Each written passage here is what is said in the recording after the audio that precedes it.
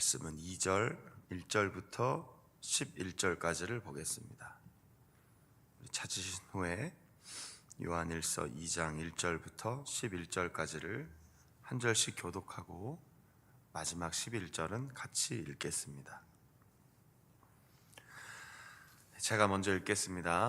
하나님의 말씀입니다. 나의 자녀들아, 내가 이것을 너희에게 씀은 너희로 죄를 범하지 않게 하려 함이라. 만일 누가 죄를 범하여도 아버지 앞에서 우리에게 대언자가 있으니 곧 의로우신 예수 그리스도시라.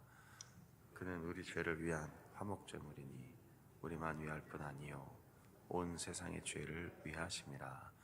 우리가 그의 계명을 지키면 이로써 우리가 그를 아는 줄로 알 것이요 그를 아노라 하고 그의 계명을 지키지 아니하는 자는 거짓말하는 자요 진리가 그 속에 있지 아니하되, 누구든지 그의 말씀을 지키는 자는 하나님의 사랑이 참으로 그 속에서 온전하게 되었나니 이로써 우리가 그의 안에 있는 줄을 아노라.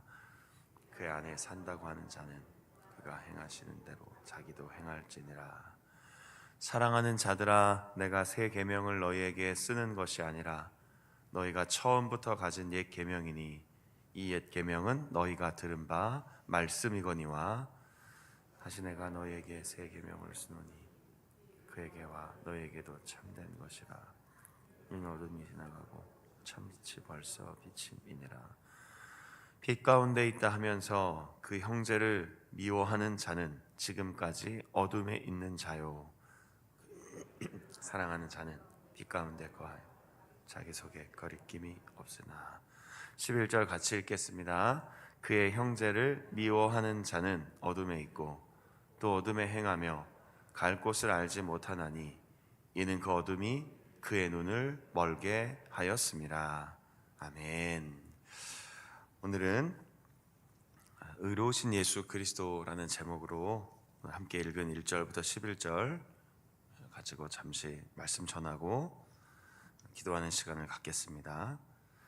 요한일서는 예수님의 12제자 중에 사도 요한이라고 불렸던 제자가 쓴 편지입니다. 1장은 어제 부분이어서 읽지는 못했지만 오늘 2장 1절부터 11절까지도 읽으면서 보신 것처럼 사랑의 사도라고 알려진 요한은 1세기의 마지막까지 생존했던 제자였습니다.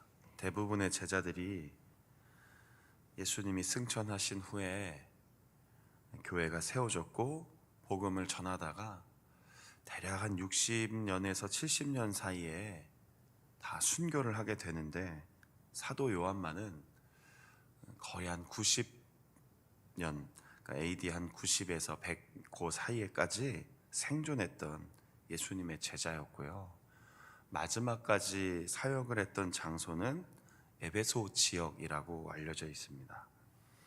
그 지역에서 예수님의 어머니 마리아를 모시고 그리고 교회를 세워가고 말씀을 전하며 특별히 당시 교회를 힘들게 했던 여러 이단과 거짓 교사들에 대해 진리를 세우고 말씀을 바로 전하고 특별히 하나님 사랑 안에서 살아갑시다 라고 전했던 제자로 알려져 있습니다. 이제 오늘부터 해서 또 다음 주 새벽 기도 기간에도 계속 요한일서 말씀을 읽을 텐데요, 요한일서의 주제는 분명합니다. 그리스도 안에서 서로 사랑하라입니다. 서로 사랑하는 것이야말로 교회를 바로 세우는 것이고 하나님 말씀 안에 사는 것이고, 무엇보다 오늘 끝부분에도 읽었던 것처럼 빛 가운데 거하는 삶이다 라고 분명히 밝히고 있습니다. 이미 1장 앞에 1절부터 10절까지 아주 짧은 1장인데요, 거기에도 보면 그리스도와 사귀며 그분 안에서 참된 용서를 받은 사람들이 그리스도인입니다, 그렇게 전하고 있습니다. 그리고 오늘 1절을 보신 것처럼 우리가 늘 부족하고 연약하고 때로는 죄를 범하지만 그 중간 부분에 이렇게 나오죠. 아버지 앞에서 우리에게 대언자가 있으니 곧 의로우신 예수 그리스도시라. 바로 이것이 오늘 우리 제목입니다. 의로우신 예수 그리스도. 새해에도 변함없이 우리의 삶 가운데 이 의로우신 예수 그리스도께서 우리를 지켜주시고 우리를 변호해 주시고 때로는 우리의 연약함을 살피시고 인도해 주신다는 것 기억하면서 늘 말씀과 기도로 승리해 나가시기를 간절히 소망합니다. 오늘 본문을 좀 몇 가지 좀 살펴보고자 하는데요. 첫 번째는 2절에 보시는 것처럼 그는 우리를 위한 화목제물이다 라고 얘기하고 있습니다. 단순히 한 단어처럼 느껴지지만 화목제물은 예수 그리스도께서 십자가 위에서 죽으셨다라는 뜻입니다. 양을 잡아서 염소를 희생시켜서 때로는 소를 잡아서 다 조각내고 불태우고 온전히 불살라서 희생을 시킴으로 제사를 드리는 사람을 용서해 주셨던 것처럼 하나님께서 우리를 위해 예수님을 희생시키셨습니다. 우리가 이 사랑을 늘 마음에 기억해야 됩니다. 우리가 늘 예수 그리스도의 희생과 그 죽으심과 그 사랑을 잊어버리는 순간 요한 1서 전체의 주제인 서로 사랑하라는 것은 점점점 거리가 멀어집니다. 어떻게 하면 우리가 형제를 자매를 사랑하고 교우를 사랑하고 이웃을 사랑할 수 있는가? 그 사랑의 시작은 우리가 예수님으로부터 받은 그 사랑 때문인 것입니다. 그래서 새해에도 늘 우리와 동행하시는 주님 안에서 예수 그리스도의 이 희생을 기억하며 우리만 아니라 2절 끝에 이렇게 얘기하고 있죠. 온 세상의 죄를 위하신, 알지 못한 사람들도, 예수 그리스도를 알지 못하는 사람들을 위해서도 그는 먼저 희생하셨고 그의 희생의 사랑은 모든 사람을 위함이었다. 그것을 우리가 깨닫고 그리스도의 사랑 안에서 늘 살아가시기를 간절히 바랍니다. 두 번째는요, 3절 이후에 보면 특히 6절까지는 이런 이야기를 하고 있죠. 우리가 그를 안다면 그의 계명을 지킵니다. 반대로 말하면 그의 계명을 지키면 예수님을 잘 아는 것입니다. 그러니까 다시 반대로 말하면 난 예수님을 믿습니다 해놓고 말씀을 지키지 아니하면 거짓말하는 자다. 어렵지 않으시죠? 사도 요한은 굉장히 편지를 쉽게 썼습니다. 우리가 그냥 쭉 읽으면서도 이해가 될 만큼의 아주 쉬운 진리를 우리에게 전하고 있습니다. 복잡하지 않습니다. 다만 늘 용기가 잘 나지 않습니다. 말씀대로 살아야 되는 것이 어떤 것인지 알면서도 말씀대로 살지 못하게 되는 상황과 여러 가지 핑계와 또 게으름과 나태함, 때로는 주저함으로 하나님의 말씀대로 늘 살지 못한다고 고백을 합니다. 물론 그 고백 속에 아까 제가 제일 첫 번째 말씀드린 것처럼 의로우신 예수 그리스도는 우리를 지켜주십니다. 변호해 주시고 또 위로해 주시고 또 힘을 주십니다. 그런데 오늘 사도 요한의 마음을 좀 읽으셨으면 좋겠습니다. 내가 그를 압니다. 한때 제자들은 예수님을 모른다고 했잖아요.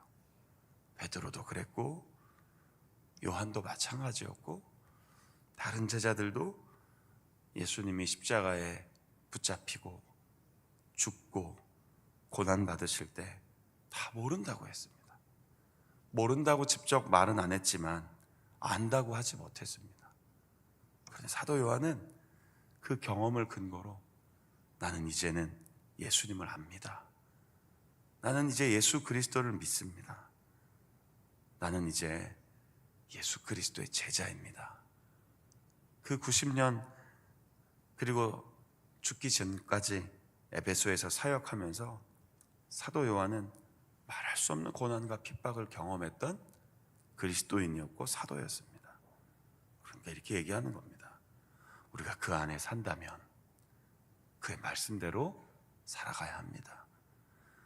우리가 그의 말씀을 지키면 그 하나님의 사랑이 우리 안에서 더욱 온전하게 역사합니다. 따라서 의지를 좀 가져야 합니다. 우리의 의지와 노력으로 사는 건 아니지만 이 새해에는 의지를 가져야 합니다. 하나님, 말씀을 최대한 지키고 싶습니다. 하나님 뜻을 정말로 진지하게 순종하며 살아가기를 원합니다. 그냥 못했습니다. 못하겠습니다. 또 어쩌다 보니 지나갔습니다. 어쩌다 보니 여기까지 그냥 왔습니다가 우리의 고백이 아니라 오늘 사도 요한이 우리에게 권면하고 당시 교우들에게 권면했던 것처럼 우리가 그를 알기에 그의 말씀대로 살아갑니다. 그리고 그 안에서 우리는 사랑하며 살아갑니다.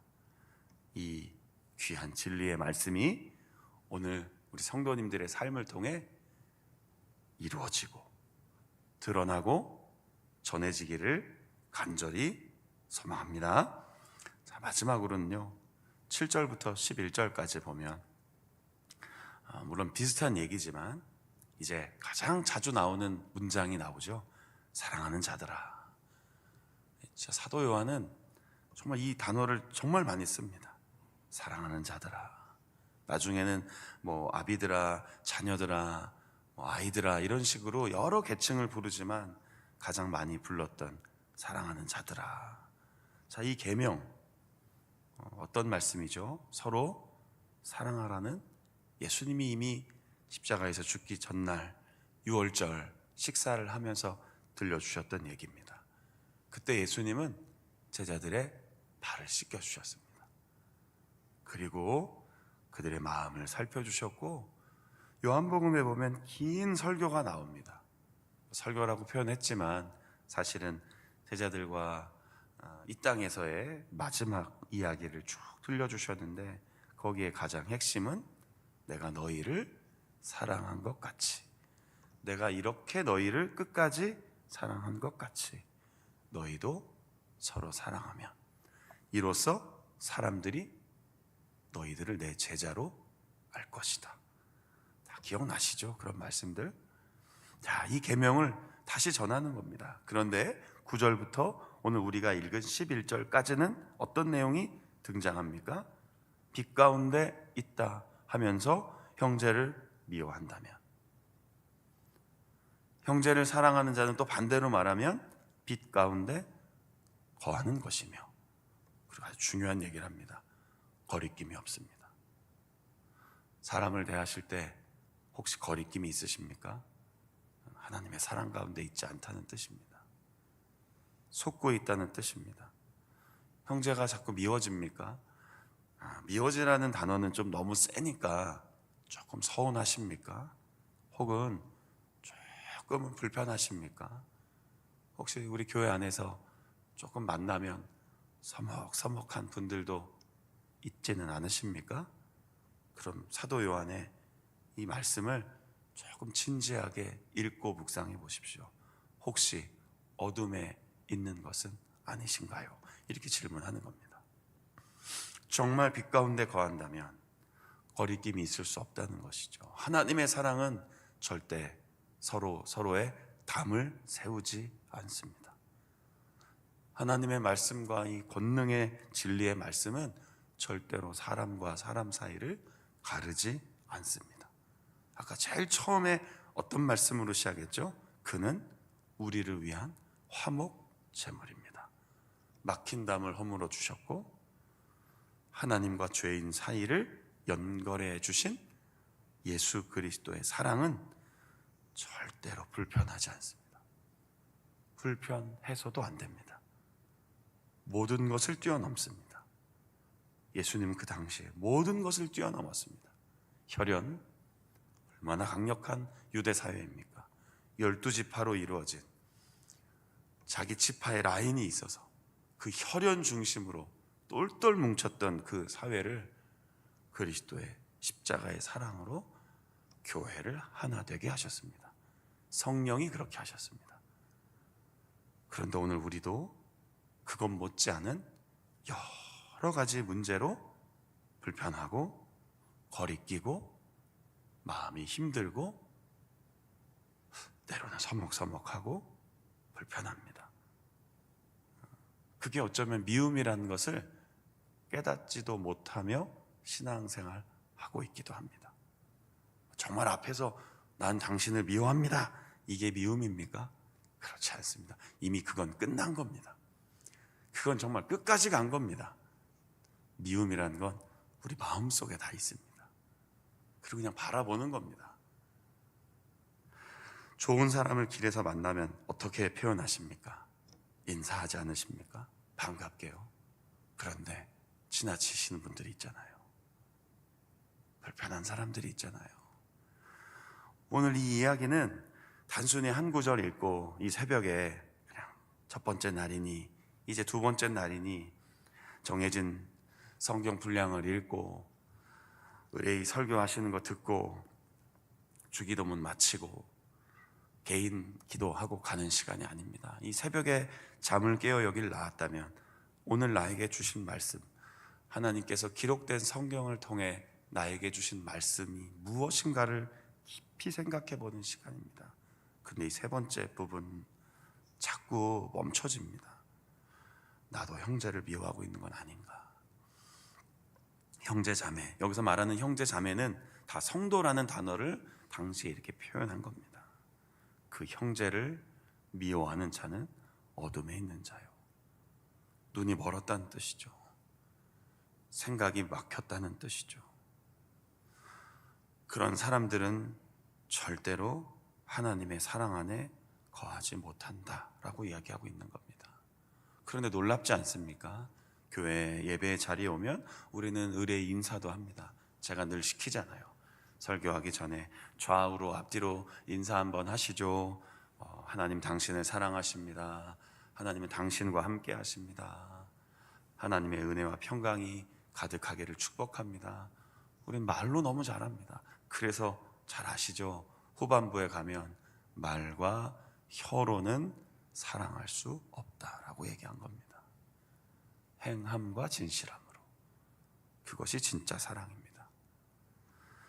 불편하고 무거운 얘기일 수 있지만 빛 가운데 거한다 하며 형제를 미워한다면, 빛 가운데 거한다 하며 여전히 거리낌이 있다면, 심지어 교우를, 이웃을, 형제 자매를 미워하며 어둠 속에 있으면서도, 갈 곳을 알지 못하면서도 나는 그리스도인입니다, 나 교회 오래 다녔습니다, 새벽 기도도 다니는 사람입니다, 내 성경도 몇 번씩 읽었습니다. 그 종교 행위로는 하나님의 사랑 안에 거할 수가 없습니다. 착각하는 겁니다. 사랑하는 자원교회 성도님들, 진리 안에 거하시기를 축복합니다. 저도 우리 모두도 새해가 시작됐기 때문에 지나간 건 다 좀 버리시고요, 지나간 시간들의 감정도 좀 다 주님께 맡겨드리고 이제 온전히 의로우신 예수 그리스도 안에서 참된 사랑하며 참된 말씀의 순종을 이어가며 빛 가운데 거하는 그런 하나님의 자녀들이 되시기를 축원합니다. 그리고 오늘 이제 하루 시작된 삶 속에, 어제는 1월 1일이 휴일이었기 때문에요, 일터와 또 부대와 또 직장, 삶의 자리로 나아가실 때 오늘 이 말씀 세 가지 기억하십시오. 우리를 위한 그 사랑, 말씀을 지키는 자, 그 형제를 자매를 진심으로 사랑하며 빛 가운데로 걸어가는 자, 그것이 우리의 삶이 되기를, 그것이 오늘 우리의 삶의 모습이 되기를, 우리를 늘 사랑하시는 예수님의 이름으로 축원합니다. 오늘도 믿음으로 승리하시기를 간절히 바랍니다. 아멘. 기도하겠습니다. 주님, 의로우신 예수 그리스도께서 우리를 위해 희생하셨습니다. 우리만 위할 뿐 아니라 온 세상의 죄를 위하여 죽으셨습니다. 그리고 부활하셨습니다. 이제 하늘 보좌 우편에 계시다가 반드시 다시 오신다고 약속해 주셨습니다. 그 주님을 정말로 만날 때까지 오늘 이 말씀 기억하겠습니다. 주님 말씀대로 살아가겠습니다. 거짓말하는 자로 살지 않겠습니다. 하나님의 사랑이 우리 안에 온전하게 되도록 그 안에 살며 그 말씀을 하나하나 지켜 나가겠습니다. 무엇보다 우리에게 주신 사랑의 계명대로 형제를 미워하거나 자매를 미워하거나 오해와 아픔과 어떤 상황 속에 불편하여 거리낌으로 대하여 어둠 속으로 들어가지 않겠습니다. 미움의 삶 속으로 들어가지 않겠습니다. 그리고 빛 가운데 거하여 우리의 눈을 열어주시고 우리의 마음을 열어주시는 하나님의 사랑으로 1월 2일 오늘 하루 힘있게 살아가겠습니다. 우리와 동행하여 주옵소서. 예수님, 우리의 마음을 붙잡아 주옵소서. 주님, 우리의 생각과 우리의 삶의 의지를 강하게 하여 주옵소서. 성령님, 한 걸음 한 걸음 나아가는 오늘 하루의 삶 속에 믿음으로 살아갈 수 있도록 도와 주옵소서. 하나님, 오늘도 이렇게 기도하며 하루를 시작하니 오늘도 주님과 함께 새해 두 번째 날 믿음으로 살아갈 수 있도록 우리 모두를 축복해 주옵소서. 그리고 이른 아침에도 모여 기도하며 주님 뜻대로 살아가려고 하는 우리의 삶 속에 선한 영향력으로, 선한 능력으로, 성령의 충만함으로 우리를 붙들어 주시옵소서. 우리 주 예수 그리스도의 이름으로 감사하며 기도드립니다. 아멘. 주기도문으로 마치겠습니다. 하늘에 계신 우리 아버지,